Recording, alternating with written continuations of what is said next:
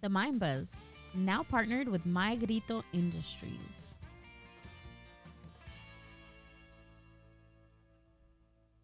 This podcast episode of The Mind Buzz is brought to you by House of Chingazos. House of Chingazos is a Latino-owned online store that speaks to Latino culture and Latino experience. I love House of Chingazos because I like t-shirts that fit great and are comfortable to wear. I wear them on the podcast and to the carne asadas. Click the affiliate link in the show description and use promo code TheMindBuzz. That's TheMindBuzz to receive 10% off your entire purchase. The cash saved will go directly to the Mind Buzz podcast to help us do what we do best, and that's bringing you more Mind Buzz content. Click the link in the show description for more. The Mind Buzz is powered by Mind Buzz Media. Mind Buzz Media is an on-site video and audio podcast production company. Have you ever thought about starting your own video and audio podcast? Or do you have an existing podcast that you want to take to the next level? Mind Buzz Media brings a professional podcast studio to you. Visit mindbuzz.org for more. February 23rd, Delic Comedy is a stand-up comedy open mic, comedy showcase, and podcast recorded in front of a live studio audience. Each open mic and featured stand-up comedian will receive 3 minutes of stage time followed by an interview. Oh yeah, by a host and 2 special guest hosts. February 23rd, Delic Comedy. Check out the link in the bio.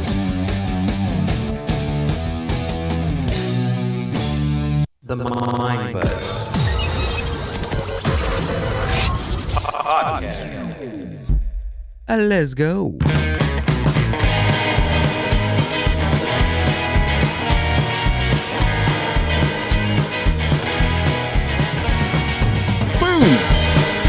What is up, Mind Buzz Universe? Welcome back to another podcast episode of the Mind Buzz. My name is Gil, and that's what 2 L's. Ladies and gentlemen, 2 L's, G-I-double-L, and working the 2s and 3s in the back is my producer, my lifelong partner. She tells me what to do every single minute of my life, and I wouldn't have it any other way. Amber, how are you? I'm good. You got a nose hair. That was longer than 3 minutes or 3 seconds, far. right? Just kidding. Okay. Are you sure? I'd be horrible at telling you because I can't see. Oh. Yeah, you would, huh? All my senses are like shot. No, because I can't hear, I can't smell, I can't see. But okay, I give you that. But if you did have good eyesight, you'd be able to look up and see what's hanging out of my nose. That's because true. of your stature, right? You're right. Yeah. I can. So, but you've never run into that problem before? Yeah, of course. But I think a nose hair is just different. Yeah? Yeah. I think it's the same thing. What are you going to say? Hey, you have a nose hair, and then can I pluck it out for you? Can I pull it for you? You know how satisfying that is? I know. Have you ever felt it? If it don't shave it, you pull it. No. It has this weird sensation that. Do you pull your nose hair and you don't feel it in your nose? You feel it like somewhere else in your body? Yeah, I feel it. The feeling after I Mine pull is it, like my groin. That's goes weird. up my spine, like something really sensual. Yeah, for sure. Yeah, no wonder you're like, you got a nose hair. I'm bald in my nose.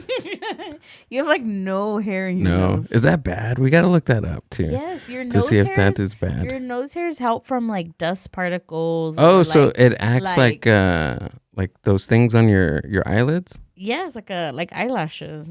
Or like, you know, like those what are they called? Like wind curtains or whatever, the ones like in restaurants when you open a door and then it like blows air like whoosh. Wind curtains. Yeah. Oh, okay. You know what I'm talking about? No. Air curtain? All right, you sound like a 1940s like no, it's restaurant a thing. decorator. You need to have it in all restaurants. Okay. All right. Well, but that's what it's for. Okay. Well, let's take care of our My Grito Weekly and let's get into today's guest because I'm super excited to talk to Danny right now. So without further ado, let's go to My Grito, and Amber has that. Take it away. Yeah. So Maria Sanchez will be performing at Forever Mine in Bakersfield on February 10th. The video. Oh, shoot. I forgot. Thanks. There All right. So Maria Sanchez will be performing at Forever Mine in Bakersfield on February 10th. Some of you may remember her from our episode 149 on the Mind Buzz. Go check that out. Also, Bad Hombres will be at La Cita on February 23rd. You may also remember their drummer, Sebastian, on one of our episodes, so 170. He's a jiu-jitsu personal trainer, so go check that out as well. Carla Sweetwater will be in Arizona at the Rhythm Room on February 29th. Rundown Creeps recently released this new music video you can find on their YouTube or the link in their Instagram bio. The Paranoias will be releasing their new music video shortly, so stay tuned for that.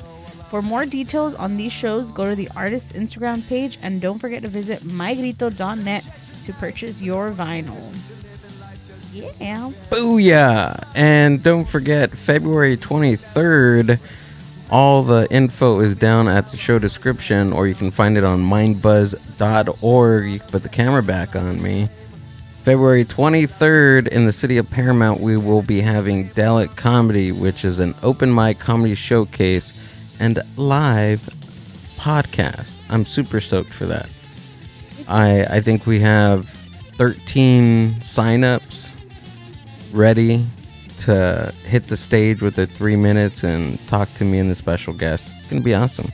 It's going to be a good time. Tickets are free. Tickets are free. Get your tickets. Come out. Have fun. Get in while the getting is good and free. Yeah. All right. So there's that. February 23rd, City of Paramount, mindbuzz.org for all your info. And without further ado, he does comedy everywhere in the OC, in LA, sometimes in the IE, I think. Danny Nixxon, thanks for coming out and doing the podcast, brother. Hey, man, thanks for having me. I appreciate it. Thanks for coming out, dude. I'm super excited, man. This is going to be fun. Yeah, thank you. Yeah. So what do you think? We were talking about nose hair. Nose hairs, yes. Before. Right. Like, what's your perspective on that? On telling somebody you got a nose hair? Well, I pluck my nose hairs too, and I'll just this is what people came for.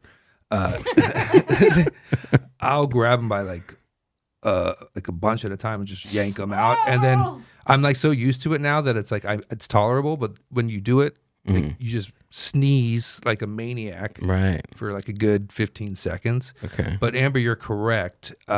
You shouldn't pluck them because they do act as a screen, as a filter for all the microbes and dust that makes you sick. And I actually have noticed that because I'll use the little nose trimmer thing, which is great. It's super fun and addicting and like, satisfying.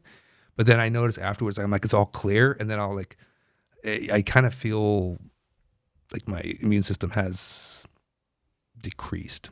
Does that make sense? So yeah, so they're like what eyelashes do for your eyes. Totally. Oh. Yeah. I used to date And pubic this. hair. No, I'm just kidding. I used to date this.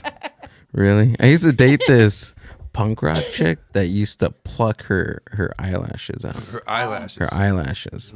That's Yeah, how I punk didn't rock she notice. was? That's how punk rock she was. I didn't notice that. But then she paint them on, kind of like the cholas do, like the eyebrows and then repaint them on, or like she would just, that's like a nervous. No, it was her eyelids, not her eyebrows. I know, but she would do it. Would she do it like her eyebrows? Kind of mean. Oh. She would trim them, Or pluck put, them, like, and then fake- put the eyeliner on. Yeah, and then put the fake. Yeah, fake she put lashes. fake ones and she used to glue them like straight to her skin. Yeah, it was commitment. It's Dedication. it was different. You know, you got to respect the hustle. I respect it. You know, Totally, dude. Do your nose hairs grow longer because you trim them?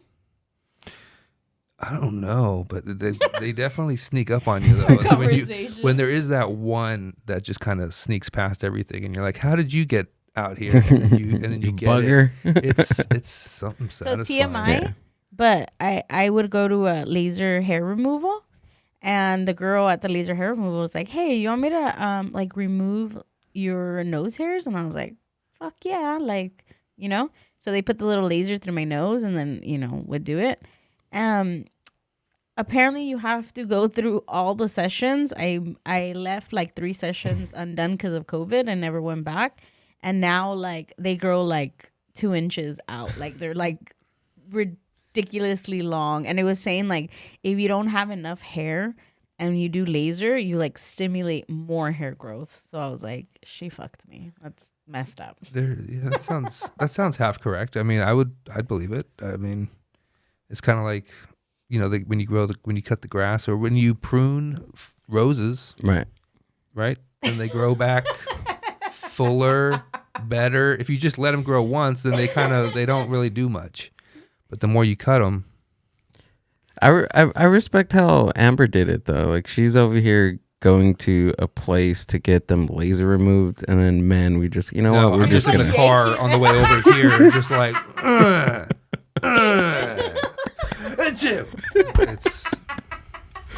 That's you. Like, and then sometimes tears do form, but not because you're from the, you're not a crybaby. Yeah. Danny Nixxon is in the house, ladies and gentlemen. You are pretty busy, man. I'm trying to be. You are very busy. I'm not. I'm trying to be. Okay. February. It looks good. It looks good. I like it. It looks good on paper. Yeah. Okay.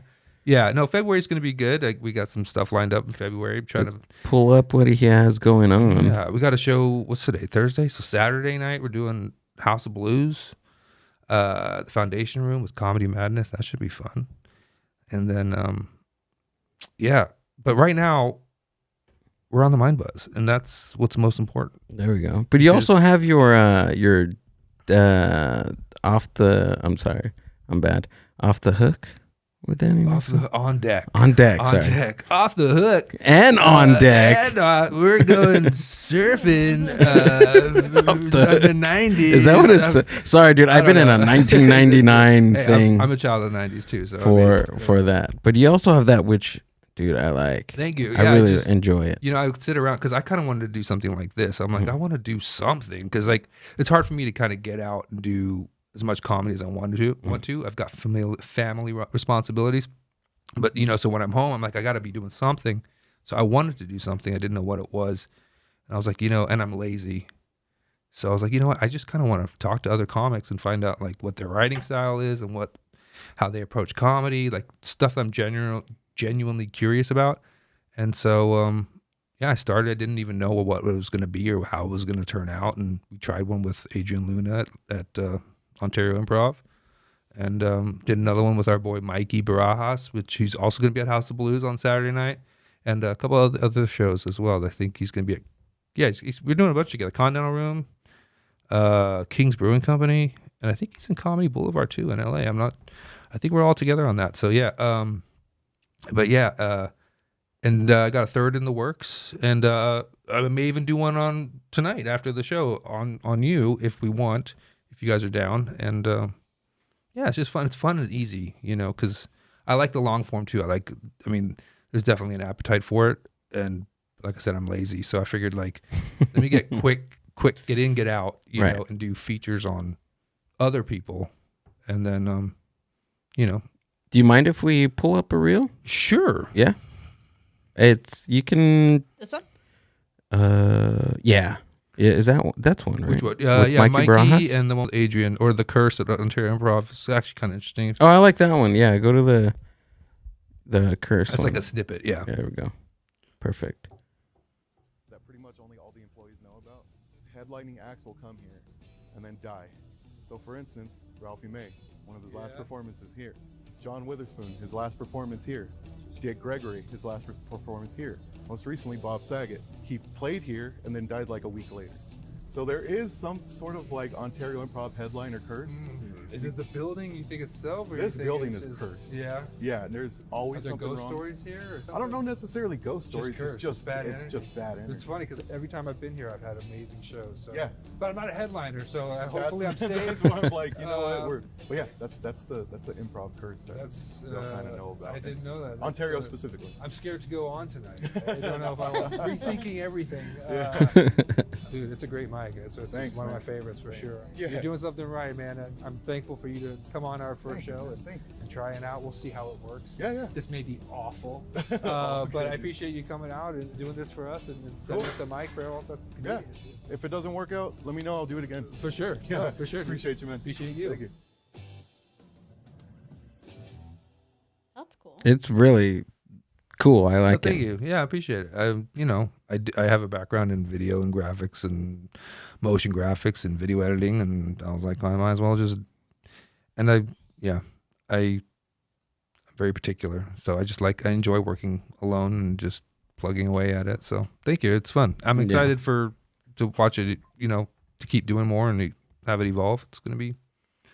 Yeah, it's cool. Yeah, it's really awesome. And then that curse thing, I haven't really there's heard that. an update to that, which Adrian I guess left out because then the comments were going and all of the other employees were commenting. Apparently, Mitch Hedberg also on that list. That's right. So he did the last special he did was at the Ontario Improv that he recorded, and he died I think like a couple months later. Oh shit. Yeah. Whoa. So add him to the list. And and then other people said that it is haunted. They're like, oh no, for sure it's haunted. So we'll see. I don't know. What do you think? What's your thoughts on haunted stuff? Haunted stuff? Man, I think there's so much we don't know that I'm just like, yeah. I mean, there's things that I believe in multi-dimensional entities, if that makes sense. Oh yeah, okay. So, so yeah, for sure. I've heard too many stories from people that I know and trust, and right. Just things like, I mean, I always think about brainwave, just the idea of a brainwave in general. Like, you ever think about somebody you haven't thought about in a long time, and then like they call you 10 minutes later? You know what I mean? Like that stuff, like the unexplained stuff. You're like, gotcha. Well, there's something out there. Like, so yeah, ghosts for sure. That happens. Like echoes of energy that were right. Whatever you're putting out there, sticks around for a little bit. I think so. Sometimes it answers back. Sometimes it does. Sometimes it's still there. Right. And then plus something too, like a comedy club, there's energy. There's energy every time the lights come on in any place. So yeah, I used to work when I first got started in comedy when I was in high school. I worked at a comedy club in Houston called the Laugh Stop, and actually Mitch Hedberg came through and recorded an album there when I worked. I was a doorman, so I got to see all the comics come through. But people would tell ghost stories about that place, and they even said that Bill Hicks, because he would frequent that's kind of where he got his start in Houston, which is where I'm from. That he actually literally haunted that place. Really? And I mean, I heard so many stories, but the one in particular, like they were all the comics were hanging out, all the local comics were hanging out late one night after the show. It was like 1 a.m., 2 a.m., and everyone was like super drunk. So factor that in, sure. Okay. But one of the waitresses like went up on stage and she was like on the mic and she was trying to be funny, but I think she's obviously not a comedian. She was doing terrible. And she says that she just felt this presence come up on stage and gently kind of guide her off. It's like sit down. And people they would say that also what you're saying about the audience, they would see like these like like the laughter, that energy of the laughter. They would describe these like waves of like where the audience would be laughing, like stuff like that. And when I'd have to leave there, like, clock out at the end of the night, and right. I got out of there pretty quickly when it was dark. That's a crazy story with the woman, dude. Yeah. I wonder if she was a Waffle House waitress. Maybe. No, I don't know. What? I don't. That was a Bill Hicks reference to his Waffle House joke. Oh, damn it. What you reading for? I don't know that bit. I don't know that bit. I fucking love Mitch Hedberg, and I'm not going to do it. Mitch Hedberg and Bill Hicks, dude. They're like all-time favorite. Dude, yeah. When I first started getting into comedy, it was Bill Hicks. I was obsessed with that dude. He was, I'm sad to say that I couldn't do or name you Bill Hicks materials as well as I could Mitch Hedberg. Oh, okay. That's fair. Yeah. But yeah, so yeah, I was fun, dude. Like Ralphie May would come through. Kathleen Madigan would come. Dave Chappelle before he was the GOAT. Dude, how is it like now? Just you've been around comedy for such a long time, right? Well, so I started it when I was in high school, right? And then I didn't do anything for like 20 years. So I'm you could pretty much say I'm new to comedy. Oh, okay. I've got life experience. I mean, I've done performances and stuff like that. I've got a performance background. I did music for a long time. So I mean, I've been in front of crowds, but entertainment. Yeah, that kind of stuff. Okay. But I've missed comedy, and then I got an opportunity to start doing it again, and man, I love it. I love it, and it's way better than music. And the reason, and I love music. I play music. I love to play music. Comedy is so awesome because when you play music, you have to rely on, unless you're a solo artist, but even if you're a solo artist, you got to bring your guitar, you got to bring your amp, you got to bring your microphone, you got to bring your cables, you got to bring your, all the shit. And when you do comedy, you just show up. Yeah. And it's all on you. Right. You don't have to rely on anyone else. You don't have to change your strings. You don't have to tune. You don't have to sound, like maybe there's some sound check, sure. But I love it. Like that freedom, it's the best, dude. Yeah, I think that's why it's one of the hardest forms of art entertainment to do, because it's super vulnerable and you're just up there. Totally. You can't blame if something goes wrong. You can't blame your guitar. You can't blame the drummer. You can't blame the bass player. It's all on you. Yeah, and when you play music though too, like sometimes even if you mess up playing music, like sometimes you can cover it up with a mistake. Sometimes they don't know. Right. If you mess up in comedy for on the a most word part, or something, like what are you gonna do? It throws everything off, or like it's harder to cover for. I mean, granted, I think the longer you do it, the easier it is to ride those waves, I guess. But yeah, how is it crazy to you were younger, right? Back in Houston, working the door. Dude, it was the best. And fast forward 20 years later, and the comics that used to come through that door are household names like Dave Chappelle, Ralphie May. That's crazy. It's crazy. I mean, everyone came through there. I mean, I'm trying to think of other Jim Brewer, Richard Jenny before he died, Pablo Francisco, Jeff Dunham, Jeff Ross, Dave Attell. I mean, all these guys, and everyone, pretty much anyone. Kathy Griffin. Somebody had a seizure. During Kathy Griffin's show, and I thought that was very fitting. Whoa. I was like, yeah, I get it. But sorry to all you Kathy Griffin fans. I liked her pre-nose job, quite honestly. I think she looked better with the original nose. I don't know if I'm alone on that. Let's get some she looks pictures of her up there. Kathy Griffin. I think post Hollywood now. Post nose and pre nose. Pre nose is always the way to go. Yeah. If it ain't broke, don't fix it. Oh, is that her now? Okay. What year? Whoa! Look at those lip tattoos. She got a lip tattoo. That's crazy. She's got. I don't know. Look at that. Oh, okay. Wait, that's not her. That's what they're saying. Yeah, she looks nice. Oh, yeah.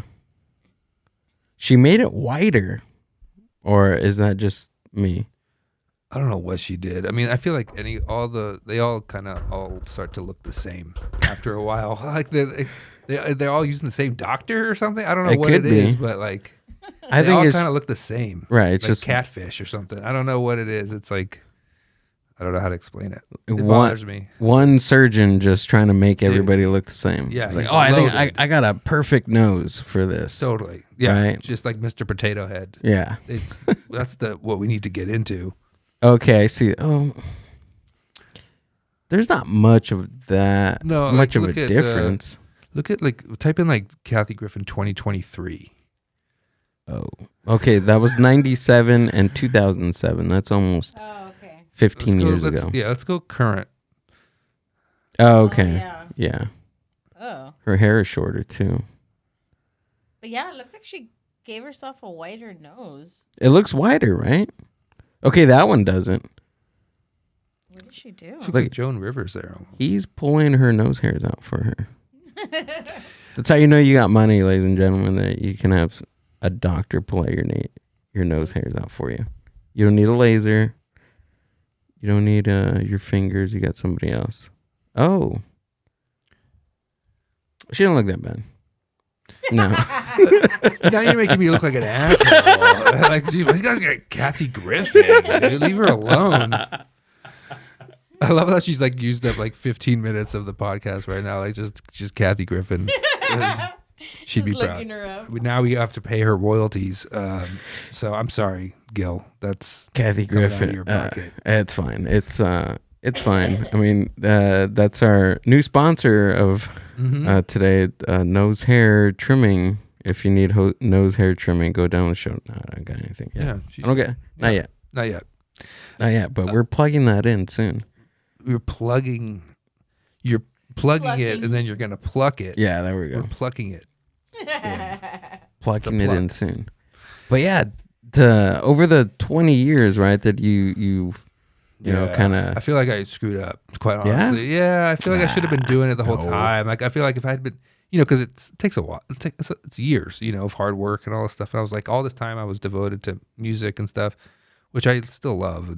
But I wish I had started an Instagram or a YouTube channel like 10 years ago and been doing it this whole time. Buddy, everybody says I know, that. right? Even me, dude. I'm just like, if I would have just started a podcast in 2000 if I had just bought a home right in 2009, 10 years old. right after the crash, I would have been perfect. Dad, you should have bought that piece of land in Mexico while you had the chance. You had the chance, and now it's run by cartels. Right. So, literally. Yeah. But yeah. Where were we? What were we on? The you working the door, seeing all these Dude, yeah, it was people coming seriously the best time. And so yeah, I was doing the open mics there. I was like learning from. Oh, cool. Yeah, I mean, I was doing comedy. Oh, nice. At that time. So, and I I was young. I was like 17, 18. So I was like the youngest guy there for a while. And then I moved out here to go to school, and I didn't. That was it. But before then, I did probably about 2 years being the door guy. So it's just like homework, just watching all the guys come through every night, just kill. It was a dream, seriously. And then doing the mics. And so I kind of got some feel for it. But if people ask, I can't be like, oh yeah, it's like 2 back in 2000. And then 1 since 2022. Like it's 1. I'm like about a year in pretty much now. Gotcha. And it's great. Yeah, I love it. It's fun. I've learned a lot. Yeah. I'd like to think quickly. I mean, I think we all learn pretty quickly. You can't go up there and rant. Did you know that? Did you know you can't just go up there and rant unprepared? You know what? Before even doing any type of open mic, signing up, we've hosted open mics for about a year. Yeah. We've gone out to watch other open mics for about a year. And that didn't really click to me until I started going up there myself and watching a lot of comedy. Oh, okay. It's not going up there and just ranting. You have to sit down and actually think about what you're talking about. Totally. I mean, there's obviously guys that can riff for sure and do crowd work, but I mean, it's a dance. For the most part, it's well rehearsed and it's made to look like you're saying it for the first time. Exactly. I think that's a challenge too, because you have to say it. For me, at least, my process is I say the joke over and over and over with a microphone. I pretend the audience is there. I talk it out, and then eventually you kind of nail it. You're like, okay, sounds pretty tight, and we could try it. But then by the time you're ready to try, you're almost sick of it. You know what I mean? Like by the time you perfect it, you're like, okay, well, I'm done with it. I want to do something else. And then it starts. It feels rehearsed, and then you're just like, okay, well, now I have to make it not sound rehearsed. Yeah, you have to make it not sound rehearsed, and then also make it sound like you're excited to. Yes, it's like the first time I'm saying it. Oh my god, yeah. But you've said it. How many times? It's a lot of it's a lot of theatrics, and that's what I've learned over the month was, whoa, this thing is theater. Like it's for sure. It's an act. Part theater. I liked your act. I liked your act. Right. It's totally. I mean, it's all birthed from the vaudeville days. You know, they didn't go out there, didn't know what they were doing, and they would usually bring tap dancing too. So I mean, we got to step up our game. Really. I mean, we're all slacking, is what I say. You know, if you can't use a top hat and cane, right, with a nice spin and a shazam and a flash and the jazz hands, then I was telling really comics. I don't think so, dude. I was telling Ricky and Jay that we should bring back the barbershop trio, status quartet kind quartet, of stuff? Yeah. Yeah, or you could be our fourth person, dude. I'll do that. We need a maybe quartet. Bass. I mean, okay, I can kind of get low. There we go. You could be the man sitting in the chair, and then you pop in with your low voice. Okay, I can also get pretty high too. Okay, high voice. So yeah, but yeah, count me in. All right, cool. I'm there we go. Committed. Jay, you heard the man. Yeah. We got our quartet, so it's going to be a quartet now. We'll make you laugh. Something like that. Boom. You could tell by the vocals that that's why I gave up music. That's why I was never going to make it. Maybe not have him on our quartet. We'll see. We'll have people. You jumped judging. the gun, Gil. Yeah. You signed the I know, I get too excited on things. Should have got that prenup. Did you always I always think about this now that I involuntarily am now surrounded more by comedians. No, I'm just kidding. But did you always feel like you were funny, growing up? Oh yeah. Or, I don't want. Yeah. I was always cracking jokes. I mean, I loved comedy. I was always performing comedy, making people laugh from a very early age, like Saturday Night Live, Monty Python, Mel Brooks, and then Comedy Central was on when they just played stand-up comics and movies, like funny movies, and that's all I wanted to do. All I wanted to do was be on Saturday Night Live, and so yeah, and I think it mainly is because I'm just so socially awkward, and and I just remember when I really started to discovered comedy was more of a defense mechanism, really, and I think a lot of it is for a lot of people, but. I started a new school. I didn't know anybody, and somebody said something to me, and I don't know. I can't even remember what I said back, but they laughed. I was like, oh, okay, I get it, and it's a way for a lot of times for me at least is to deflect from the awkwardness. But I've just been doing it so long that I don't know if I'm quick, but give me time and then. Usually I'll get a laugh or something. It's funny now that I do comedy, I talk about this. You go to just a board not a board meeting, but a conference or something like that, and some speak for work or something, and some speaker gets up and they crack the opening joke, and the room gets a good laugh, and I'm just like, oh wow, he's killing right now. It's totally changed my perspective on how to work a crowd, and. Because that's also half the battle is keeping their attention, right? Right. And telling a story and then throwing the jokes in, Yeah. Getting their attention and then maintaining that same energy. Totally. Right. For sure. And you have to do it in a confident way. I'll see some guys go up and you can just tell right away. You'll see some comics, they'll go up, and as soon as they go up, even if they're funny, they don't have the confidence, and the audience just immediately starts talking. You know what I mean? They just don't command of why you should be looking at them, but that's kind of half the battle, because like you said, you're so vulnerable. Yeah.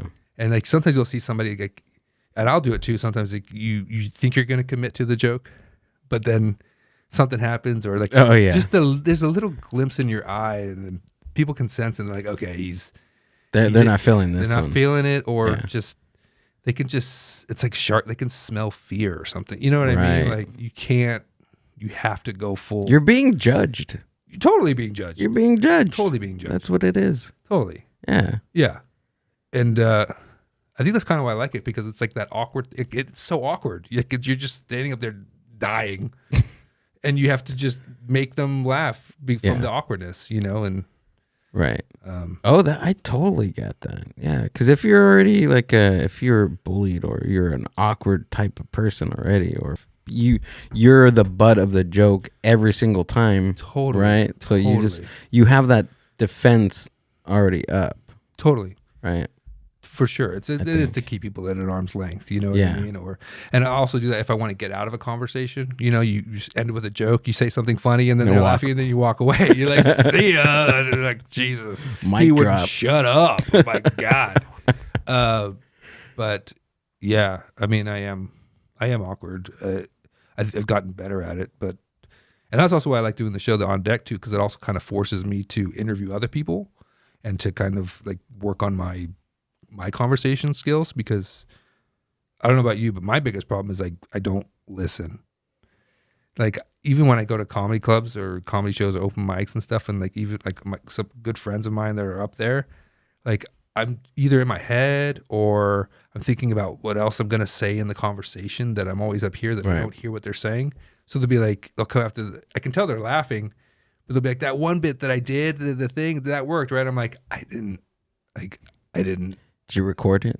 Yeah. Let me listen back. Let me watch it. Because I'm just always up here, which is not good. It's not good. But yeah, so I always feel bad. They're like that one joke totally worked. I'm like, sure. Right. Yeah. Which one was that? Do it again. You've seen my set like 5 times. I'm like, I'm sorry. Like it's nothing.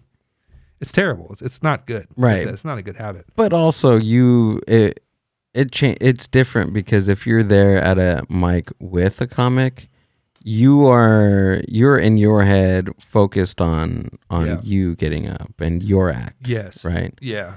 And I think most comics are too. I mean, everyone's on their phone scrolling their notes, so doing mics for other comics is always a struggle. But you know what is awesome, dude? I went to a mic last night at it's called Feed That Funny. It's out here in the Inland Empire. Yeah, but Darby, right? Darby Cash, and Parker Owen. Owen Parker. Yeah, Owen Parker. Yeah, 2 great guys, 2 funny guys.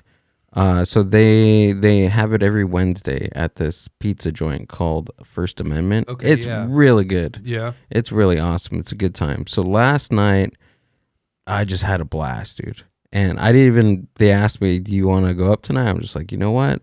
Tonight, I'm just chilling. I'm just going to hang out, vibe out with all these cool people. And it was completely different.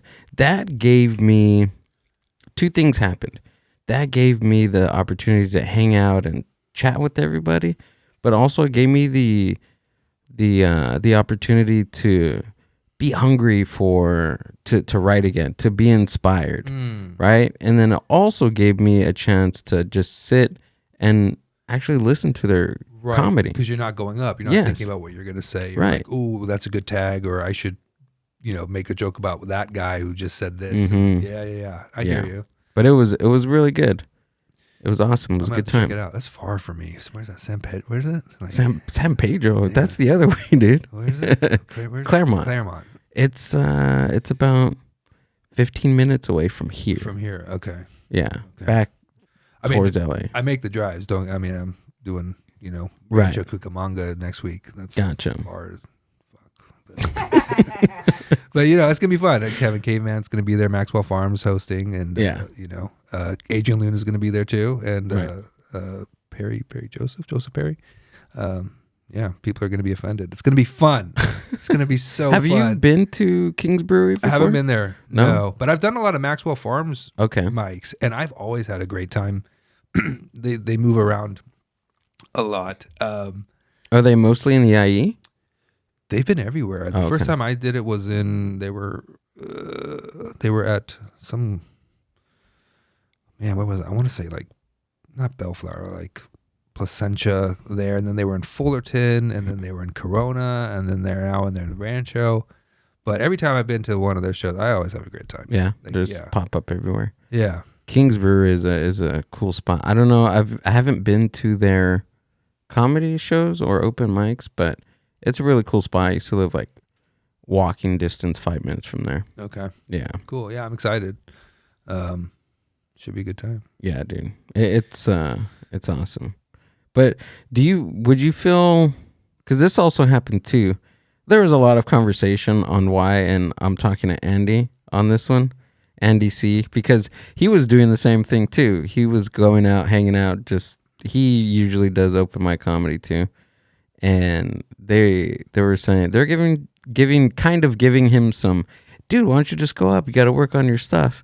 And then to get out of that, he'd be like, hey, Gil's not going up tonight. Why don't you give him shit? But I was just like, you know what, dude? It's all good, man. I mean, I don't know. It's just, I don't know. It's a weird thing. Whatever your decision is, whether you go up or not, like what's the point? I don't know. I don't know where my point is at what I'm bringing up. But well, I think like you're saying, it's kind of like a way to kind of just take a step back for a second. And it's kind of like, right. There's nothing wrong with that. Yeah, it's like I also you can equate it to like if you're ever building a skill. I'll bring it back to music. I play different instruments. My favorite is to play the drums. Mm-hmm. It's like I'm the worst at it because it's the most like tedious, right, so to speak. But there'll be moments, you play. I'll play for like an hour, and then it's not working. It just feels everything feels like shit.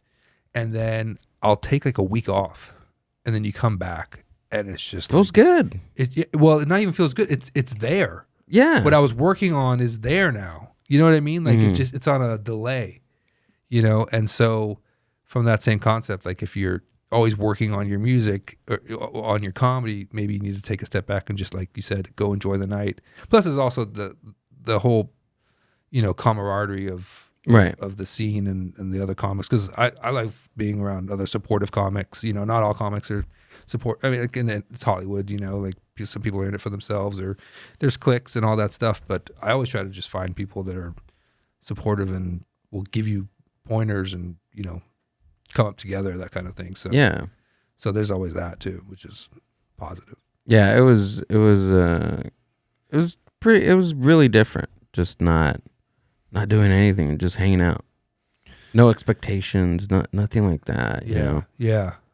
I did that actually. I went to the Continental Room I'm doing that in a couple weeks, but I wanted to check it out too. So I went. I think Guy Gooley was there that night.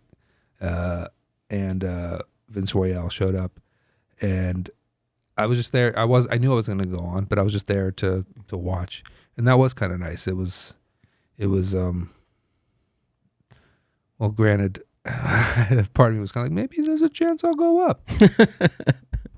Exactly, but what gets you to keep coming back is that newfound passion for it. It's like I can go up. Like there's this built up tension that you need to release. You need to build up that tension and that passion and love for it. Like today, I was writing for like 2 hours. I sat down right there and wrote for 2 hours straight. That's awesome. Yeah, that's awesome. So you literally write pen and paper kind of thing? You're on your iPhone, or you voice memos? I typically type on my phone or on the laptop, but I did something very different today, and that was pen and paper. Okay. And it was weird.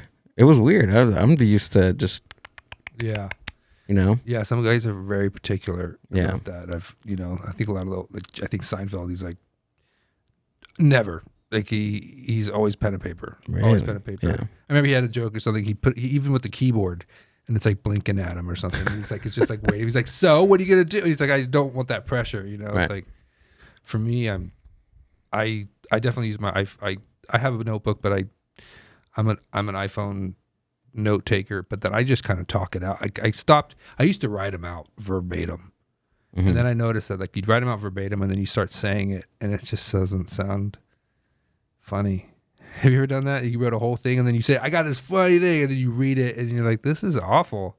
So that's not funny at all. So my approach now is like, if I have the idea, I'll literally just like start telling, like I'm at an open mic saying it for the first time, and I'm like, oh, that's, this feels weird. And then as you literally have to say it out loud a couple times, and then it starts to kind of like formulate. That's my approach. But I like talking about the process with people because, sometimes it's hard for me to actually sit down and do that and write anything. Really? But what I will do is I'll 30 minutes, pretend like I'm doing a set for 30 minutes and I'm just riffing. Let me take that back. It wasn't 2 hours straight. Sure. I was like back and forth, just getting up.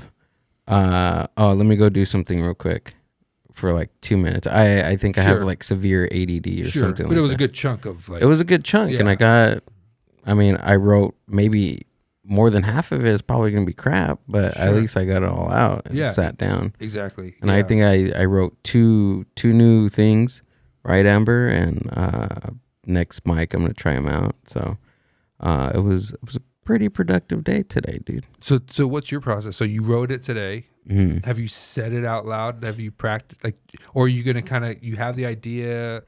Did you memorize it? I write it out verbatim. I cut things, I cut them, and then I rethink them.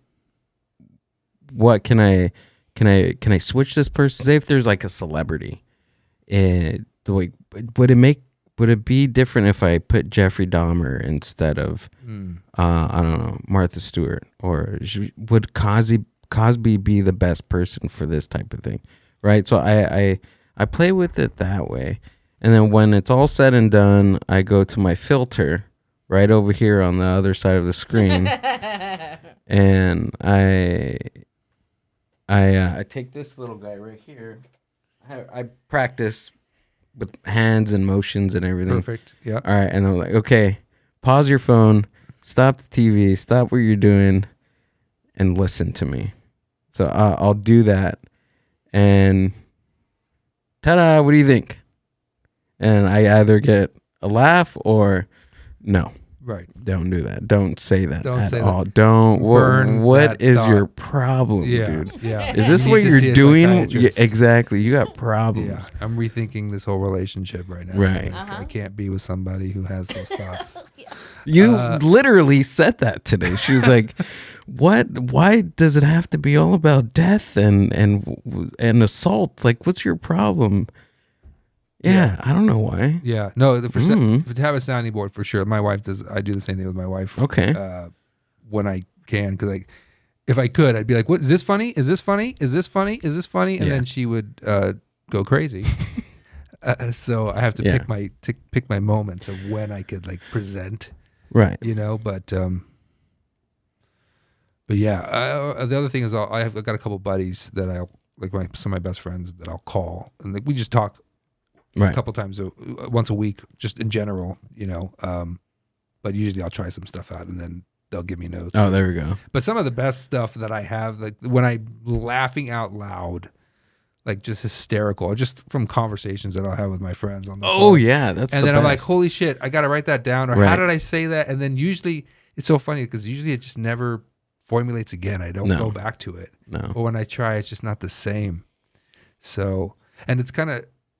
I also sometimes I'll work on if I'm just driving or wherever I am, I'm working on the joke, I'm saying it, I'm trying to say it, I'm trying to trim it down and say it over and over, and how can I say it? But sometimes you'll work on it forever, and I'm like, it's just not working. And then another joke you'll write in 10 seconds, you're like, and it's perfect. Yeah.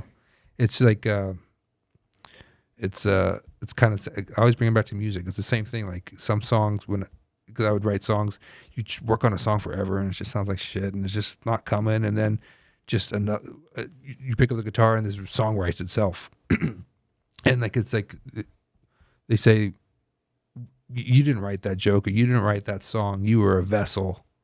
Right. That joke was there. That thought was there. That song was there. You were just the vehicle for which you were allowed, you manifested it into reality kind of thing. So, that was my point is the best jokes are the ones where they just come quickly. They just happen. And you're like, oh well, that was easy. Is it full on bits or is it just like the last punchline that happens? Sometimes it's usually it's it's probably like the joke of the punchline, but then it's like, okay, well I gotta set it up or whatever. But right. There's been a couple jokes one of my favorite. I won't do the joke, but the one that I love the most is like a 15-second long. It's 15 seconds. Yeah.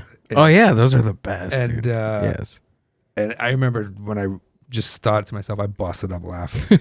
I'm like, well, I got to do that. And it's just quick setup. I mean, I've you build up things around it anyway, but on its own, it's just I love it. And those are just the best, when you just crack up laughing. Yeah, if it's funny to you, most of the time, right? Most of the time, if it's funny to you, it's gonna be funny to somebody else. Yeah, my wife would disagree. I disagree. She's like, "What's so funny?" And then I'll try to tell her. I'm like, you have to explain it, right? Yeah, then I have to explain it, and then it's the explanation. But that's the whole job of a comedian. It's like, oh, wouldn't it be funny if I explained it? It's like, no, that's what you're supposed to explain the joke and set it up, and that's your job. Yeah.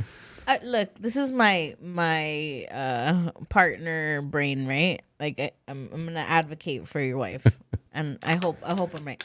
But I think our brain is like, if you can't make us laugh that we know you, what makes you think that you're gonna make a stranger laugh type of thing, right? Yeah. But then the other side of my brain is like, wow, no, maybe a stranger doesn't know you and they're gonna think like, oh, that's funny. Because my brain is always too on like, I don't want someone to say something about you or think bad about you, or like my protective mode comes on when he comes out with like very like strong, jokes that I'm just like, no, don't say that, and then he surprises me on stage when the times that I go and he's like, hey, and I'm like, oh, it kills though.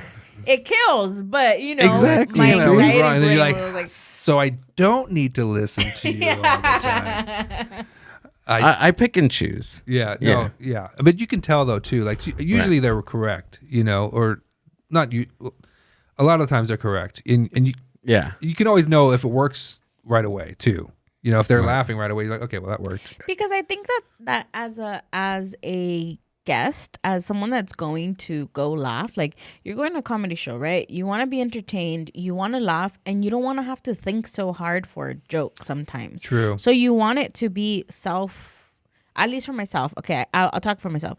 I want it to be a little self-explanatory where I'm not like laughing 10 seconds later. However, if it's a reference, like say your joke is a reference joke, right? And you're referencing, I'm stuck on this one, Martha Stewart, right? And you don't know what happened to Martha Stewart, then that joke is dead when it comes to you because you don't know Martha Stewart. Right. True. Totally. Right. Yeah, I had a joke about Magic Johnson's son. Right. Oh, see, like that would I wouldn't. Yeah, I wouldn't understand. My wife said the same thing. She's like, I don't think people are going to know who that is. And I'm like, okay, well, maybe I have to change it to something more generic. But that she's correct. Yeah, for sure, correct. That's always I agree with the reference stuff. Like it could hit or miss, or if you are going to reference it, you have to broaden it. Right, it has to be a broader or you have to explain what it is, and you have to do it quickly. But then also, you take the risk of losing them as you explain it. So it's too wordy and it gets too like ranty. Yeah. But I know what you mean, Amber, about the protective nature of you wanting to protect Gil, because my wife does the same thing too. I have this one joke I'm working on, and Gil, you saw it. I did the bit where and then I start crying. I pretend like I break down and start crying. I love that one. And I don't think it worked, but I think it's hysterical if I can really commit to it. But my wife was like, don't do that. Don't do that. Immediately she's like, don't do that. Don't. It's not, And I think she was right, but I kind of want to try it one more time. Try it one more time, do it. But yeah, it's right now? No, not really. No. Later. Yeah. I think it's funny. Is your wife, is she the total opposite of you? Is she like out of the No, we have limelight, similar or sense of humors. I mean, I think we both love the same styles of comedy and stuff for sure. She's usually on point. I trust her for sure implicitly when she'll tell me, like, sometimes I'll be like, I think you're wrong. And sometimes, Gil, we are correct. Yeah. But for the majority, I'd say she's probably correct, and it's a good sounding board. Like, because I think we have a tendency to, or as comics, like it makes sense to us. Right. It makes sense in your head. That's why you think of a joke and it's funny, you bust out laughing, and then what's so funny, and then you explain it, and it's like that's not funny. Yeah. The explanation's really terrible. I think that's what it is. Like the nature of like what we of your joke. Oh yeah, it's terrible. Like that wouldn't be like a point of conversation at like a Christmas dinner or anything. It kind of comes out of left field, you mean, or no, it's just the nature of it is just really bad. See, I'm the one that tells it's like them, really bad. I see. Yeah, Yeah, that's my kind of. That's what I love. it's So, inappropriate. yeah. But then it also had no like, it wasn't like cohesive, like to where you could put one. Yes, like, it was. No, Yes, it was. That piece was not, and that's why I put my foot Pudding. down. And grape. Well, now we're all lost. You're right, Amber. It does not make sense. Okay. Yeah, there you go. I do not know where. Okay. Pudding. There's no parallels, right, between pudding and grape. So, have you ever had a grape flavored pudding? No, Like, can there be a grape flavored pudding? probably not. No. See, I told you. Okay, then Chocolate, vanilla, cherry. I'll change strawberry. it to desserts then. Ooh, Don't maybe you go. not get too specific on the dessert. Maybe just call it dessert. Yes. So I had the same conversation with my wife the other day. I was like, should I say this or should I say like that? She's like, if you say it that way, then you're actually just taking people further away from what you're trying to say. Yes. Yeah, that's just going to confuse them more. Like you don't want to confuse, because sometimes like, you know, a lot of comedy is like you lead them thinking what the answer is going to be. Right. And then you sidestep it. Right. So sometimes inadvertently, I think you're setting up the joke and you're taking them in this direction, but you're not trying to take them in that direction. But they're there so that when you go this way, it's not a misdirect. They're just lost. You know what I mean?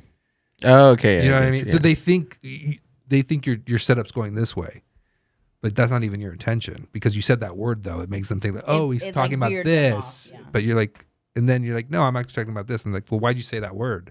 Yeah, now my mind's here. we're kind of like the dog that's like squirrel, right? Yeah. Like that, that's what I feel like us as audience is like, we're trying to piece together, okay, where's this guy going with his next word, with his next line? Right. I'm talking in just being a spectator because I'm no comedian, but being a spectator, like, you know, like you said, like I want it to be cohesive. I want it to make sense and I want to laugh and I don't want to be veered off somewhere else. Yeah, pretty much. I mean, But that's with anybody, not just skills stuff.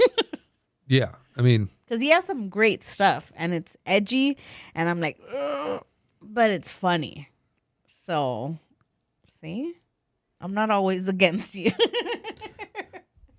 I want to hear this joke now. I mean, I'm not gonna. I won't do it. I have. Can I show it to you on paper? Sure. But don't read it out loud. Just Okay. Okay. I gotta get somebody else's perspective on this. Okay, go for it. We're workshopping on the podcast. Live on the air. We're reading podcast. Okay. Yes. I like what you've done here. Okay, that's. Okay, that's my. Okay, there's two options for that piece. Okay, so.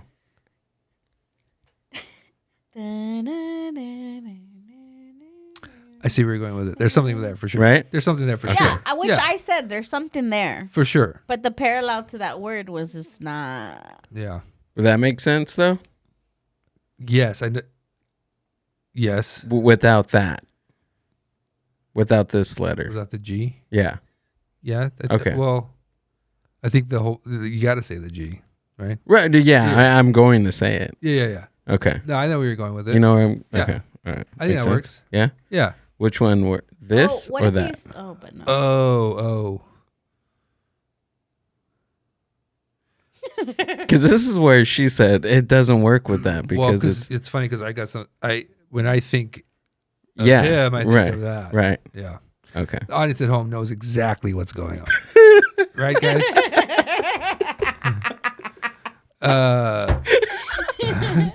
Welcome to my new segment of the podcast where Nobody knows. Yeah, nobody knows what's going on. Can you guys guess the setup and the punchline? You won't. Oh, this is awesome, dude. You know what's funny though? I don't think it's ruining. You said his name already, Bill Cosby. Right. You said something about pudding, and I have a Bill Cosby thing, and I'll just do it because it's not finished, and who cares? But I think it's funny to say the idea of Bill Cosby being grossed out by one of his victims because she's not attractive or something, and he's like, I am not putting my jello in her, I don't know, something. I'm not putting little pun. There we go. Everyone loves puns, right? Everybody loves it's wordplay. Right. I love wordplay. I mean, you're a huge you like Mitch Hedberg, right? I love Mitch Hedberg. He's the fucking goat when it comes to those types of jokes, right? He's every joke is what, 6 seconds? That we were talking at Goody Two Shoes about open mic in Long Beach. Check it out; it's awesome. Yeah, Amanda's Amanda awesome. Slater and Gabe Sosa, awesome. They host a great mic. Yeah, I'm doing next episode of On Deck. It's gonna be dope, dude. Yeah, awesome, bro. So we were talking about. I literally broke it down. I broke down his 5 minutes, and in his 5 minutes, he got like over 120 laughs, I think it was. Something like that. Like his first minute got like 30. Totally. Second minute got like 25. Like he was in that range of the 25 to 35 range of laughs per minute. It was insane after 5 minutes, dude. It is crazy. Yeah. It's just so short. It's just set up punchline. But it doesn't feel like set up punchline. You know what I mean? Like it's just something about it. Because he doesn't tell stories. You know, I think his longest joke's probably like 20 seconds, you know, if that, yeah, you know, I think it's also too his delivery, his demeanor, his his look. He comes off like he's aloof and forgetful, and like he's just spitting shit out of his ass, like, right? You know, it's like, yeah, Mitch was he gone too soon for sure. I got to meet him when he came through. It was that, like I said, the album that they recorded, I think it was called like something City Grill or something, Local City Grill. There's a bass. He did a whole set, and there's a walking bass. Chuck Savage was playing. He was a comedian there, and he did the walking bass. And I think that one night that Mitch Hedberg came in, he just happened to see Chuck Savage, who was trying to do something with the stand-up bass, doing like jazz comedy kind of thing. And Mitch was like, I want to do that. Why don't you come do my show tonight?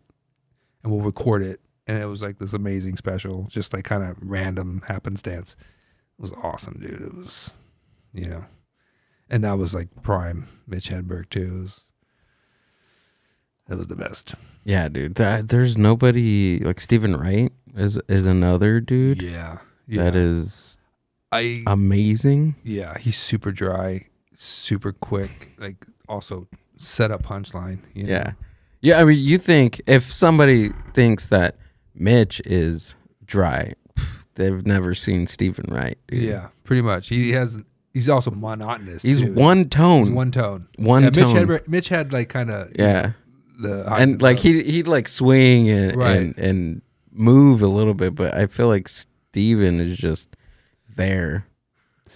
Like he's a typewriter and he's just like he's an AI. Totally. He's a robot. He's a robot, dude. Yeah. That's what it sounds like. Pretty much. Yeah. Yeah. I remember the first time I heard one of his jokes, I was there's this author by the name of Scott Dickers. He was the co-editor, or what is it when you're like the top editor in a executive editor? Producer? Right. It was in The Onion, which is that. Okay. Are you familiar with The Onion? Yeah. Right? So it's like a parody of a news channel. So he's the head editor. There we go. Head editor of The Onion. He wrote these 3-volume of books called How to Write Funny, How to Write Funnier, and How to Write Funniest. Most of his stuff is in prose. I've got a lot of gems from just reading those volumes of books. And when you listen to his audio version, he tells you, okay, this is this. And then look at what Stephen Wright does. And Stephen Wright, the first joke I've ever heard from Stephen Wright was in his book. And it was fucking phenomenal. I was like, what the fuck? Who is this guy? I Googled him, started listening to all of his stuff. And I'm like, this is great right here, dude. So that's your jam, yeah, Steven? Yeah. What would you say he's one of your... Like, he's up there. I mean, Mitch is one of my favorites. Bill Hicks for sure. George Carlin for sure. Those are right now because I do get, you know, like music, right? Your music preferences change totally, and sometimes you're just like, week. you know what, I'm gonna go back and listen to like some of this early stuff. Exactly, you know? yeah, for sure. I was watching Andy Kaufman yesterday. I grew up watching yes. Andy Kaufman special. Really? Like that's with him and Jerry Lawler, all that stuff. Like I was young, but I remember like that was going on. That was like a thing. So I watched that, but I watched his thing that he did at Improv in Brooklyn, in Brooklyn when he first came up, and he bombed. You know, he on purpose. He brings the bongos up, and then he comes back, and he's like, he starts crying, right? He's like, I'm just trying to do a good job, and I just want to do the thing, and then he like, oh yeah. Oh my god, it was, and then he comes back as Tony Clifton and just like pisses off the audience. Like it was, I love Tony. Can you Clifton. imagine being in that audience and being like, what the fuck just happened? Yeah. You know. Because he came out, I think it was the first time he did Tony Clifton. I didn't know this because Tony Clifton always had like the big sunglasses. But when he first, the one I watched, he didn't have the sunglasses. So everyone knew it was Andy Kaufman. They're all kind of laughing. But had he had the sunglasses from the get-go, it would have been like, dude, they probably would have beat him up. I mean, that's when he started. He wrestled a woman on stage. He had the woman get out of the crowd and start, you know, yelling at him. And then they wrestle on stage and she beats him up and like, dude, he was insane. Andy Kaufman was your Hulk Hogan back in those days. Oh man, right? Him, Monty Python, Mel Brooks, Saturday Night Live, like the Mike Myers era, Chris Farley, David Spade, and Rob Schneider, all those guys, and then obviously the Will Ferrell and Steve, Will Forte, Fred Armisen. Those guys are like some of my heroes. Current classics right now, dude. Heck yeah. Yeah, I mean, have you seen Jim and Andy, that documentary film that Jim Carrey did when he did Man on the Moon? No. So when they were filming Man on the Moon, he had his own production crew follow him around as he was doing that movie. Okay. He had it in his... he had it locked up for a very long time until he decided, hey, okay, I want to make a documentary about this. But it was a documentary about him being such a method actor that he was like he in his mind he made himself believe that he was Andy. Yeah. Right. Yeah. Have you seen the Dave Chappelle? Yes. Special. The news joke. Yes. That's what he's talking about. Totally. Right. It's like you have to call him Andy. Yeah. Okay. But dude, that documentary, like he literally turned himself into. Yeah. He had Andy's parents come see him, and he had his daughters talk to them on the phone. It's a little crazy, right? I love wild, Jim Carrey. Jim dude. Carrey is a huge, like Ace Ventura. That movie that came out was like Dumb and Dumber. It was like fucking The Mask. All that shit, huge. But yeah, he's a little crazy. I mean, come on, you got to be. That movie really changed it. It changed his trajectory. It totally did. Because then he'd come out to award shows and he'd be like, everything's meaningless. Yes. You know, all that stuff. He's like, everything, why are we here right now? Have you seen that awkward interview with a woman? She's like, sorry, are you going to hand an award? And he's like, why would I win an award? What is this? Isn't this? I'm not even here right now. And the woman's like, I'm pull it up. Yeah, we're sponsored by Extra. We're on Extra right now. We're on Entertainment Television. The housewives are not interested in existentialism. You know what I mean? But yeah, he totally went off the deep end, you know. And he did, and I think it was just that that method acting being Andy Kaufman really like it maybe switched, scrambled some wires, maybe aligned some wires, maybe aligned for him, maybe right? he literally the brainwaves, the ghosts, he channeled the spirit of. Because as an act, is it this one? Is it that one? Well, he has a lot. Maybe. Yeah, there's a lot. Exactly. Which one? What'd you put? Jim Carrey awkward interviews. I think it's the first one. I think it's that first one. Jim Carrey. Yes. I've covered a lot of fashion weeks. This is the first time I've run into Jim Carrey. Wait, tell me, is it true you're wandering the streets? You need a date to the party? What's up? No. I'm doing just fine. I just, there's no meaning to any of this. So I wanted to find the most meaningless thing that I could come to and join. Poor woman. And here I am. They're I celebrating. mean, you got to admit it's completely meaningless. Well, they say they're celebrating icons inside. Celebrating Do you believe icons, in boy, icons? that is just the absolute lowest aiming, Her face. possibility. She's got no one to throw to. It's like icons. Do you believe in icons?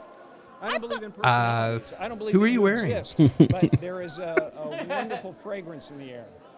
You don't believe certain icons have the power to make change, to think differently, to be bold, to inspire others? Artistry? You're one of them. On the good foot. Ha! Settle down now.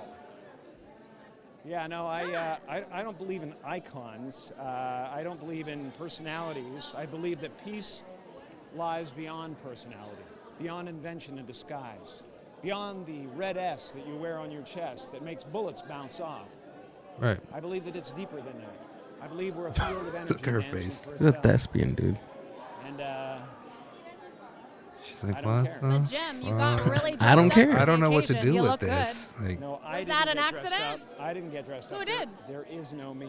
There's no you. No. We're not No. here. This is a dream. There's just things happening. And there are clusters of tetrahedrons moving around together. Okay. Yes. So what's happening in our world right now? Because there is a lot of news that actually is relevant that's not that Here's the uplifting. thing. It's not our world. None That's of this the is key. real? Nope. So Nope. you're just passing We don't through. matter. We don't matter. Oh, wow. There's wonderful. the good news. Okay. That was awesome, Pretty dude. awesome. This is like the most awkward Yeah. interview ever. And it's funny. I agree with like a lot of things he's saying, but it's like the Mormons showing up at your door, and be like, "Can we have this conversation right now?" You're like, "I'm not here for that right now, bro. Like, playing Fortnite. Like, can you come back later? You know what I mean? Like, yeah, poor girl. I don't know. We should start something like a Mormon type of deal, but just it be all these weird Jim Carrey ideas, and we'll call us the the Jim Carrey Church of The Church of Jim Nothing Carrey. Matters or something. The nihilists. And there'll be different characters that Jim Carrey has played over the years. Like one guy would be the Mask, Jim Carrey. Right. The other guy would be the Ace Ventura, Jim Carrey. Yeah, it's like that movie. It's a guy who had like 12 personalities or something like that. With M. Night Shyamalan did it. Oh, that was a good movie. What's it called? Like Slither? No, like Slytherin? I don't know. something. Slytherin is It's like that, but it's all the Jim Harry Carrey. Potter. Yeah. No, not Oh. Slytherin. I don't know what it was. But yeah, it's just Jim Carrey pretty much in all the different personalities. Yeah. Can get hoods or something. I don't know. Yeah. I'll call him. I'll give him I'll see if he's interested. Give him a call, Yeah, dude. That is something that you say, like what he was talking about, just something you say coming out of a 10-hour psychedelic mushroom trip or something. totally. Right? Well, Right? Yeah, because he doesn't look like he's on drugs. No. Like, but he did some drugs. Right. That got him to, Right. Like, what is it? We're just surrounded by electrons. Yeah, bro. he's Like, like tetrahedrons and shit. Like, he's talking about was that sacred geometry and shit. Like, he's tapped into some knowledge there that there's a piece in the documentary, dude. Is he's like the moment he talks about the moment he switches from Jim to Andy, and just the way that he describes it was it was spiritual, bro. Like the way that he described it, that he was sitting down and looking at like a pond or something, right? And then he was like, I am Andy. Like he kept on, calling Andy into the universe to take over his body type of thing, right? And he did. And it did. I don't know. It just, this guy is crazy. How deep do you want to go right now, Gil? I mean, right. Yeah. I mean, yeah. I mean, it's part of, like, when you're talking about the ghosts and the interdimensional things, I'm crazy, so just take this with a grain of salt. Okay. I have a great I have a wild imagination. I love entertaining any sort of crazy idea, and I know it's probably bullshit, but I'm just like, maybe, sure, why not?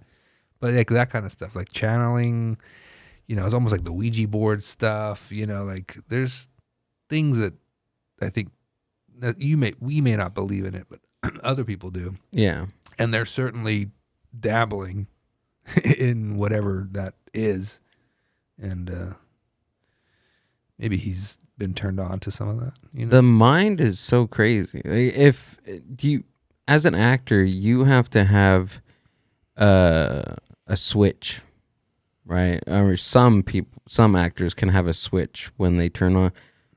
Being a comic is kind of the same thing. You gotta know when to turn on. Yes. Turn it up a notch, right? For sure. Turn the dial Yes. just a little bit. And I'm sure seems like what he did is he turned it way up and opened up to the idea of having somebody else drive for him, right? Yeah.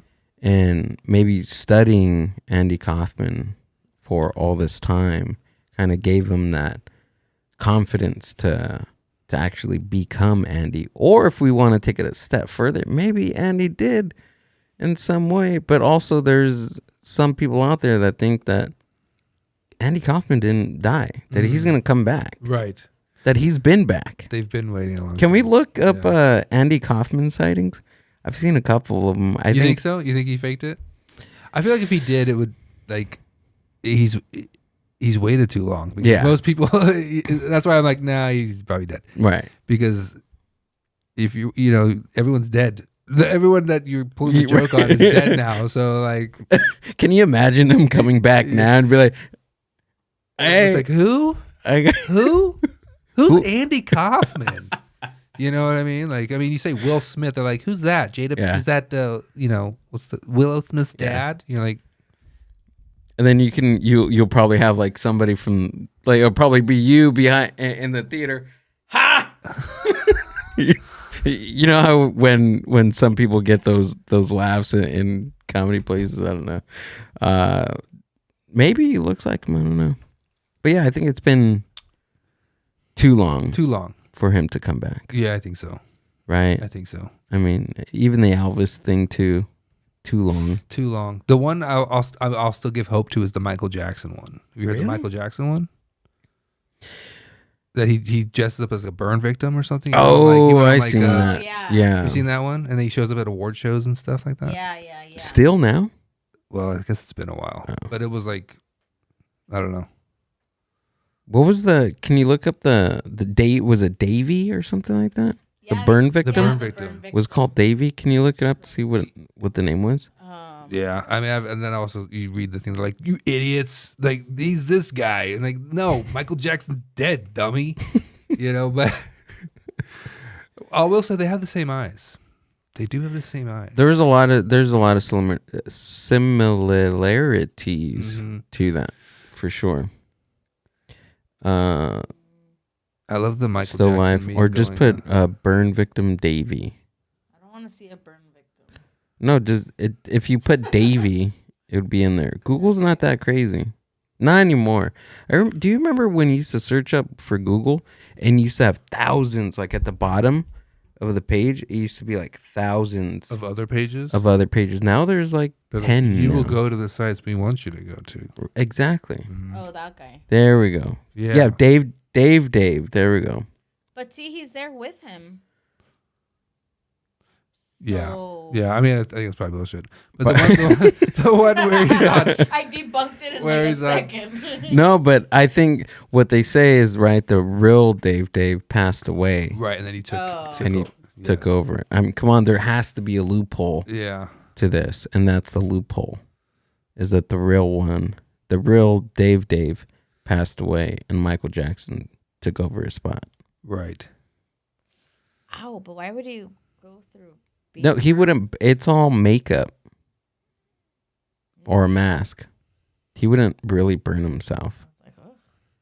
Well, he did get burned on that Pepsi commercial, right? Pepsi Yeah, commercial. with his glove, right? His glove caught on That's fire? when it all Something went his hair caught on downhill. fire. That's what I heard. That's when it all went down because it burned him, and then he had to get all these like surgeries and stuff. And well, it was weird for me. 'Cause, me and my wife, we love Michael Jackson. We were pretty upset when he died. Granted, there's he was a weird dude. Like I mean, I love his music, but he was a weird dude. I just love the videos that are coming out. They're like, they say you've had your lips done and your nose, and he's like, no, nonsense. Like it's all lies. It's all lies. It's like, bro, look at your face. Like you're gaslighting me like right now. Like look at your. I'm gonna hold up this photo and this photo. You're telling me they look the same. It's like no, it's all just I'll tell you one thing about Michael Jackson, and that he was a great artist. He was a really good artist. Did you know he wrote and composed along with Quincy Jones that one song? What was that? We watched a great documentary today. We Are the World. We Are the World. Yeah. And it was a documentary about that song. He wrote it. He came up with the melody. Yeah, he wrote a lot of his songs. He would come up with the beats. He pretty much whatever you heard in his head. Right. I don't know if he was a good instrumentalist. I mean, he maybe played some stuff. Yeah, No. no, they Not said like he Prince, wasn't. But No, he like, wasn't.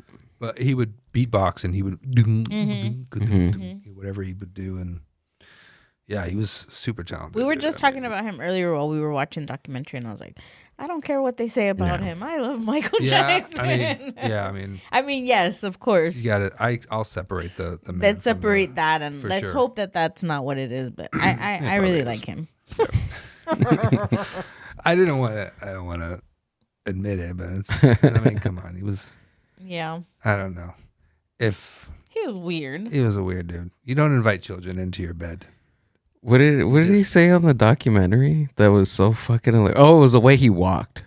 Like he was just like he sang like really fucking, he belted out the song, and then he was just like He was like such an awkward like guy, though. he was weird. He was a dude. weird He dude. walked away from the mic. He was like, hey. I also love the clip. Walked away, dude. The We Are the World, and because he was also a perfectionist too. Right. It was like, he was notorious, I guess, for like it's got to be perfect or you get the fuck out. Right. But like they're all singing the We Are the World, and Cyndi Lauper's like, whoa, whoa, whoa, whoa, and he's like, you just look at him, he's like, God, this sucks, and he's like dealing with like 30 other like huge pop stars, Yes. so he can't really coach them. Yeah. But you could tell he's just like this. Ugh, he's so pissed. The Bob Dylan. Bob one makes Dylan me- was dude. Yeah. Pull up a picture of Bob Dylan doing recording that. What is this song called? We Are the World. We Are the World. Okay, I gotta listen to it. I haven't heard it, but You don't know the song? I've heard it like in What? passing over 32 years, now but you I mean- never. I figured this. How old are you? I'm 32. Okay, so I got 10 years on you. Okay, That's probably why. I know Bob Dylan though. I love Bob Dylan. Yeah, but that song was like, Yeah. well, for my Right. for my decade, Gotcha. it was huge. It was huge. I know that song. Amber knows that song. I've got it on vinyl. Really? Yeah. Okay. I've heard it in passing. Okay. All right, fair enough. There's plenty of things that I haven't. This I have to watch. I didn't know any Bill Hicks material, so I mean, Oh, there we go. I have to watch a whole documentary on one song to get me to listen to it. That's how dang.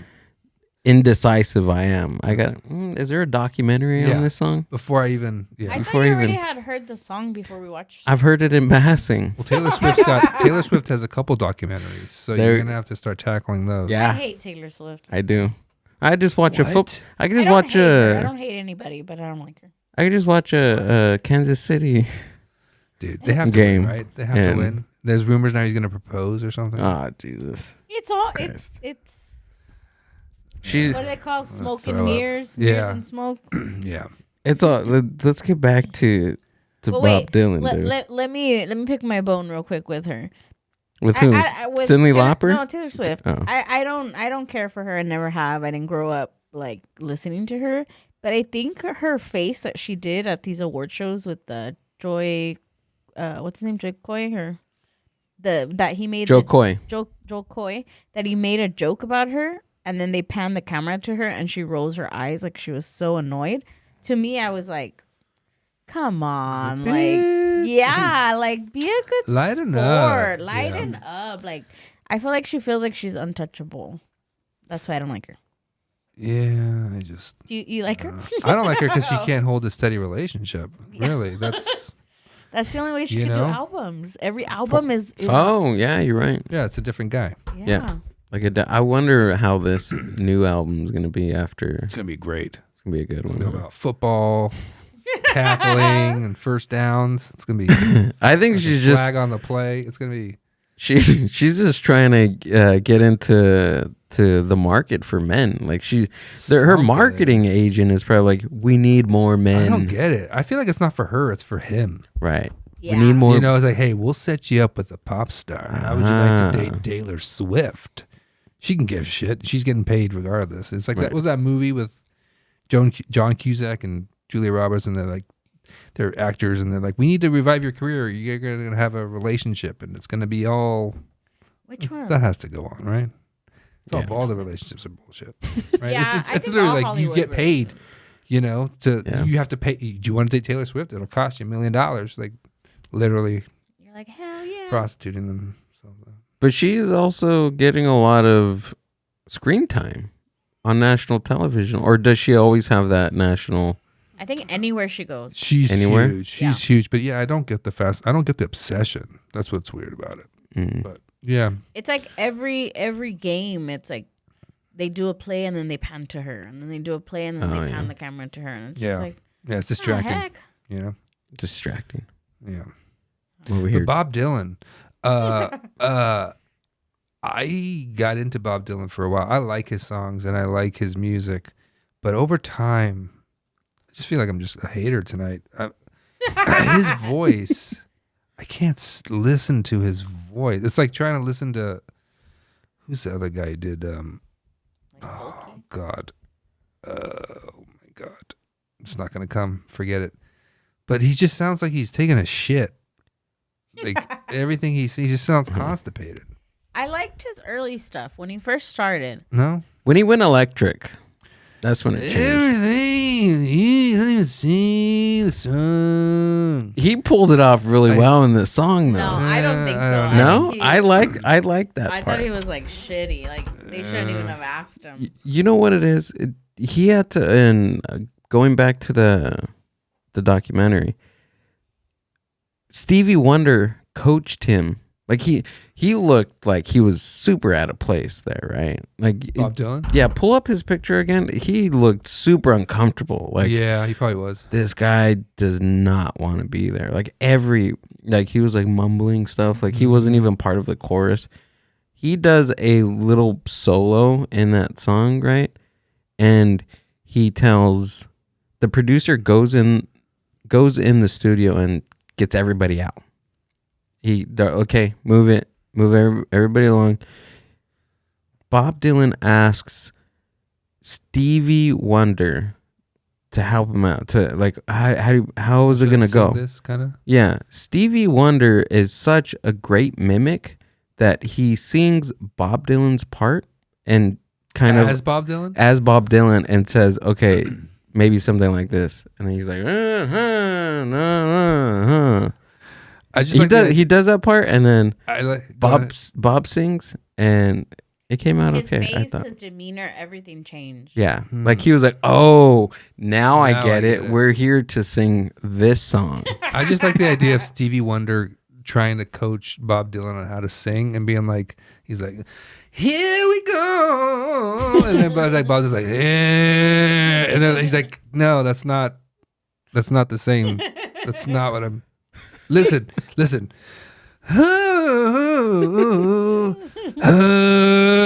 Bob. I don't know. Well, what's a good Watch the documentary. What's a good Stevie Wonder song? What's the Superstitious? Yeah. Superstition. Imagine Bob Dylan singing Superstition, right? Very superstition. We're thinking about on the wall. putting on the wall. We're thinking about the government as we're doing this on the wall. Whoa. Yeah, I'm doing a early Bob Do you think Dylan Stevie voice. Wonder is blind? Oh, I love that theory. That one's a he good probably one, too. is. Right? I mean, I don't know. If he's not, he's a great actor. He's a good actor. I think Stevie Wonder was in the documentary. I'm going back in the documentary because it was great. There was a piece in the documentary where Stevie Wonder leads Ray Charles to the restroom. Like Ray Charles asked Stevie Wonder, "Hey, like where's the restroom? Can you show me?" The blind, huh? Yeah. Literally, jeez. So yeah, that's a little sus. How did Stevie know? Right. Ray couldn't find his way. Yeah. Is it maybe just because Ray had trouble walking? He was older at that point. Or Yeah, he was like. Was he? old. Yeah, he looked like he was like 70. Aren't they at the least. same age? No. No. Really? I think Ray's Ray way older? He was way older. Ray is Well, he's Ray dead. older? He's dead now. But Yeah. Stevie Wonder Stevie's dead? still going. No, he's Stevie still Wonder. alive? Stevie's still going. I love Stevie Wonder.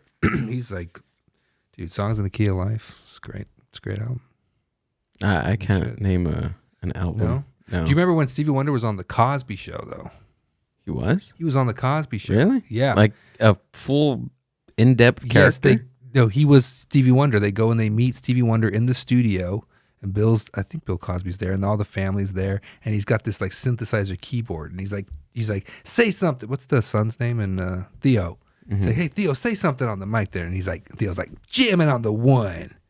And then like Stevie Wonder hits the keyboard. It's like jamming on the one, jamming on the one. And they're like, wow, that's so cool. And then he like crafts this like song, and they're all in the studio. You don't remember that? No. I just remember jamming on the one is like burned into my brain. Jamming on the one. Jamming on the one. Jamming on the one. He's like, I'm gonna make a dude. I'll see what we can. That's great. I was. Why do you think that all blind artists do that like swaying thing? Do they, or is that just a Stevie thing? No. Ray did does it it too? Yeah. Yeah, and I'm more of a Ray Charles fan than Stevie Wonder. I like them both. I love them both. Yeah. Yeah, that is. I don't know. It's like it's almost just like a metronome. Yeah, it's like they're just the rhythm. Right. But I mean, I don't know. Actually, like Ray Charles probably saw Stevie Wonder do that. I was like, oh, I gotta do that. You saw him. Yeah. oh, I like that song. Well, this one. No chocolate covered candy hearts to give away. No Yeah, I think Stevie's pretty much one of the greatest singers Oh, yeah. of our time. For sure. Like, Yeah. there's not many people that come close. Here's just another ordinary day. No April rain. No April rain. Is this not the part? No, it's not. It's with Theo. Yeah, maybe fast forward it a bit when they all come in afterwards. Oh, I think. Yeah, there we go. Oh, right here. Here we go. Let's see. Say, I love you. It's a fly suit though. I just called to say how much I care. I do. I just called to say.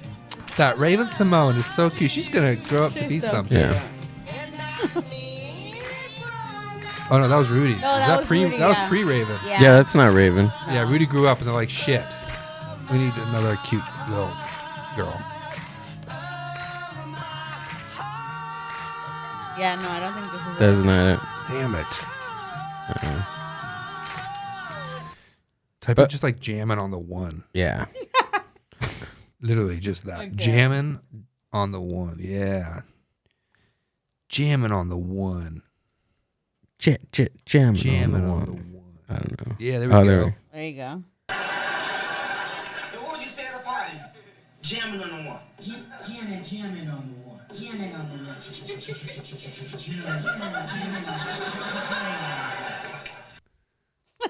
Oh, so he's like pressing it and Yeah, he recorded, like he synthesized it. oh, gotcha. Now it's like standard. Now it's just an app on your phone. I know. You know. Big whoop. Big whoop, Stevie. Now that we got Give me something new and exciting. give me something cool. Old hat. Catch a baseball. Now AI can have this whole show for us. It could Loser. yeah. We could just have AI Dang. be my voice. Talking about AI real quick. I seen yesterday somebody put a video saying like, watch out for this new scam. So I don't know how they do it, but I know what you're saying, they're yeah. AIing like your parents' voice or your family member's Yes. voice. And then they'll call you Yes. and be like, hey, my car is on the side of the road and I have to pay the tow truck guy and I forgot my wallet. Can you send me X amount? And it sounds like your freaking mom. Totally. I've used that technology. I've meddled with it just because I wanted to see what it is. Dude, it's incredible. You just need 10 seconds of somebody's voice, and then you put it into this AI chat filter thing, and then whatever you type out, it'll say it in that voice, and you can choose excited, angry, like you can choose the tone. It's insane. Whoa. Yeah. So I wonder if it's those phone calls when you answer and you're like, hello, and nobody's saying anything. Yes, and you're they like, say you're supposed to "Hello." hang up because the rumor is that they're capturing your voice. Is that legal? Oh no, of course not. But scamming isn't Oh. illegal either. Yeah, yeah. Theft is usually outlawed. Is it? Well, I guess I don't know. We're in California; it's a little different. Yeah. Now they're like, please don't do it again. We have a different type of You have theft. to, you have to Different steal theft. like $10,000. Different threat. Threshold. $999. Yeah, Right. yeah. Dang, that's wild, dude. It's From crazy. 10 seconds of just Yeah, it's like a 20. It needs like 20-second clip. Mm-hmm. whoa, So I have say like a you're- lot of 20-second clips of my voice on the Yeah. internet. So if anything, like if you had, I know you're not going to edit this, but if you wanted to, you Right. could make me say anything you want. Awesome. Yeah. So I'm gonna try just it. Be gentle. Okay. It's my first time. All right. Okay, so I want to see a couple of these things, and then we'll let you go. The conspiracy stuff about Stevie Nicks, Stevie Wonder. Stevie whatever. Stevie Oh, Nixxon. Stevie Wonder not. I've- blind? Tuned out. But I want to see this. Stevie Wonder. Because I think I've seen this before, where he like looks over at stuff, like he catches things that are about to fall. Proof that he can see. I'm going to try to find like a shorter one. Yeah. But there's like, he even reacts to rumors. Look at Seinfeld. Oh, this pool. Oh, right there. Like, Oh, he caught the. yeah. What did he do? He caught the mic that was He caught the falling? mic that was falling right there. Boom. Yep. Oh, shoot. He catches that. Did he catch it, or did his hand just happen to move with it? No, he like moved with it. I think he was like, he was probably like scratching himself and the camera's panning. And he's like, oh shit, someone's moving. They're going to see me. Yeah, he picks it up. Maybe he was just he sensed Paul passing him. Maybe he heard the thud too. Maybe. Yeah, it's like, what's his name? Daredevil. right? Daredevil, Yeah. yeah. He's blind. He can catch a flying brick. This from is window. It's probably the whole premise of Daredevil. Like this was the This was the inspiration. inspiration. Mhm. Or maybe the bottom of the stand probably like nutted his, like, not nutted, like nudged. Nutted. Nutted He his nutted hand. on the stage. Nudged. He was so excited to be on the stage with Paul, the Sir Paul McCartney. He was like, I'm going to nut. It nudged like his foot or something. Signed, sealed, delivered. Okay. Yesterday, I don't know. I don't got nothing. I do a Paul McCartney impression. I like to do Paul McCartney as he's gotten old. I love the Beatles. I was a big Beatles fan. Paul McCartney is like, and he's gotten old now, He's gotten old, he talks about John a lot, and And as he's gotten older, he's like yesterday. I just. Anyway, that's it. That was good. Yeah. That was a really good one. I like that. Okay. Yeah. All right. Somebody actually asked you to do an impression on the live, so. Oh. So Of what? There was. It just said to make you do an impression. To see if you did an impression. Yeah. Paul McCartney's my jam. There you go. I do a good Pee Wee. Oh, I wanna hear that. Give me a second. Hang on. I gotta commit. If I don't, it's gonna sound like shit. Good morning, Conky. What's the secret word of the day? Pee Wee was a perv, dude. He was a perv. I watched that show all the time. There were things like Missy Vaughn. Did you watch that show? No. Missy Vaughn would come over, and her tits would be like spilling out of her dress. And they'd be like, "Oh, hey, Missy Vaughn," and then Flory would be like, "I've got the best seat in the house." Yeah. He's like looking up her skirt. Oh my god! And, yeah, dude, they were all pervs, dude. Whoa. Yeah. There was hints in there. Like There were hints, and then obviously he got caught in the theater doing the naughty dance, but. Dude, he literally does it. There's an episode where the mail lady comes over, Rita, the mail lady comes over, and he's like playing doctor. Already, we're off to a bad start. Right. And he's like, "Oops, I dropped my thing." And then he bends down and he's got this mirror and he's like looking up her skirt, dude, like on Saturday morning cartoons, dude. Like, you can look it up another time. Save that for the after show or something. But yeah, dude. Somebody said Nike had a Pee Wee dunks, and on the insole was a picture of Pee Wee sitting in a movie theater. Ooh. I mean, it's hard to get laid when you're Pee Wee. It's just not hot. There's something there. There's something there, dude. Something there. Oh my god. Danny, thanks for coming out. Hey, thanks for having me. That was fun. Doing the podcast. Yeah, man. Appreciate it. Next time we'll do Pee Wee Herman versus Macho Man Randy Savage. Next time. Okay. All right. So tell us where we can find you and what you got coming up. Yeah, Saturday night, House of Blues. Let's see. I'm doing King's Brew Co. in Rancho on the 8th. We got Continental Room on the 15th in Fullerton, and then Comedy Boulevard in LA on the 23rd. Yeah, thanks for having me, guys, and give me a follow on the gram. My low count, I just started. It's kind of sad. 215 followers, and let's get more followers. Come on, guys, we can do better than that. Don't make me beg. I'll make it easier for you guys. I'll throw his link down to his Instagram down in the show description if you're listening to it on Spotify or YouTube. Go down to the show description, click it, follow him, check him out. He's very funny, dude. Check out all his stuff that are coming up, pretty local.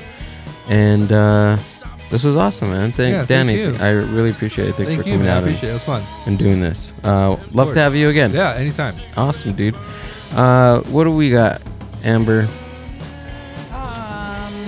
Sorry. February 23rd is Delic Comedy in the city of Paramount. Go down to mindbuzz.org for more. We have lots of open mic comics, amateurs, all the way up to professionals that are selling out in their own clubs. Pretty awesome lineup. Special guests, we've already announced Johnny Gold as one of the special guests, and the next couple of days we'll announce our second special guest of the evening.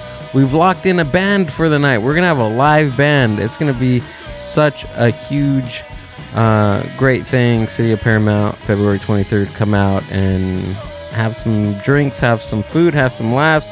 It's gonna be awesome. Peace.